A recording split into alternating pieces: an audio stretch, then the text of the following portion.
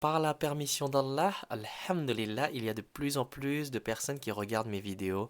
Masha'Allah. Mais du coup, j'ai un message très important à vous faire passer. C'est que je ne suis absolument pas qualifié pour émettre des avis religieux, pour donner des fatwas. Parce que je ne suis pas un savant, je ne suis pas un cheikh, ni un mufti, je suis juste un simple musulman qui aime énormément l'islam. Et tout ce que je fais, c'est simplement de relayer les informations, les avis religieux donnés par les grands savants qui ont étudié le Coran et la Sunna. Et c'est très important que je vous dise ça parce que je ne veux pas que les gens se disent ah, il a dit ça, donc on a le droit. Non, vous devez faire vos recherches. Je vous partage les sources des savants, mais ensuite c'est à vous de rechercher ces sources-là pour que vous puissiez confirmer parce que je peux aussi faire des erreurs. Il y a des gens qui me disent mais tu peux donner ton avis.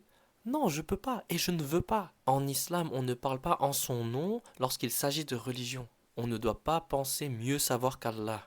Et on ne doit pas penser mieux savoir que son messager, sallallahu alayhi wa sallam. Et donc voilà, en tant que musulman, je respecte le Coran et la Sunna et je respecte les grands savants qui ont étudié le Coran et la Sunna authentique. Car c'est ces savants qui ont dédié leur vie entière à l'étude de la religion, à l'étude du Coran et de la Sunna. Et donc mon propre avis ne compte pas. Je fais juste de passer l'information. Parce que imaginez sur chacun d'entre nous, sur presque 2 milliards de musulmans, si chacun d'entre nous commençait à croire qu'on comprend l'islam mieux que les savants, il n'y aurait plus aucun repère. Ce serait l'anarchie religieuse. La religion, elle serait déformée par les passions humaines. C'est pour ça qu'on doit toujours parler avec source, se référer au Coran et à la Sunna et aux savants qui ont étudié le Coran et la Sunna. Et quand on ne sait pas, on n'a pas peur de dire je ne sais pas. Allah sait mieux. Et voilà, cette vidéo, elle est aussi pour les gens qui aiment partager du savoir religieux, qui veulent faire des vidéos comme ça également. N'oubliez pas de bien respecter les règles de l'islam. En religion, ce n'est pas notre propre avis qui compte. Même les savants, ils se réfèrent au Coran et à la Sunna.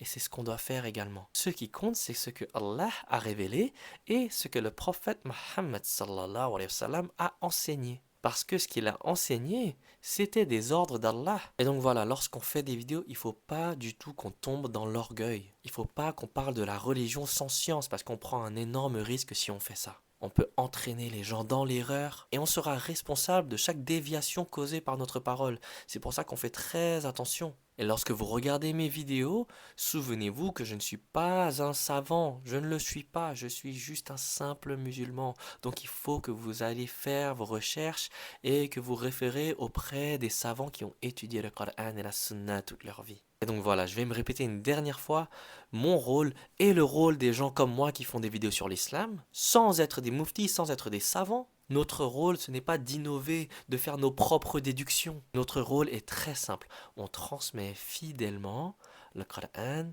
et la Sunna et ce que les savants ont dit par rapport au Coran et à la Sunna parce qu'ils l'ont étudié. Et lorsqu'on ne sait pas, on dit Allahu A'lam. Allah sait mieux. Allah nous le dit dans la Surah An-Nahl, ayat 43. Demandez donc aux gens du rappel si vous ne savez pas. Et je vous dis ça parce qu'on vit dans une époque où donner son avis, c'est devenu une norme. Les phrases comme moi, je pense que, à mon avis, en islam, on ne doit pas faire ça.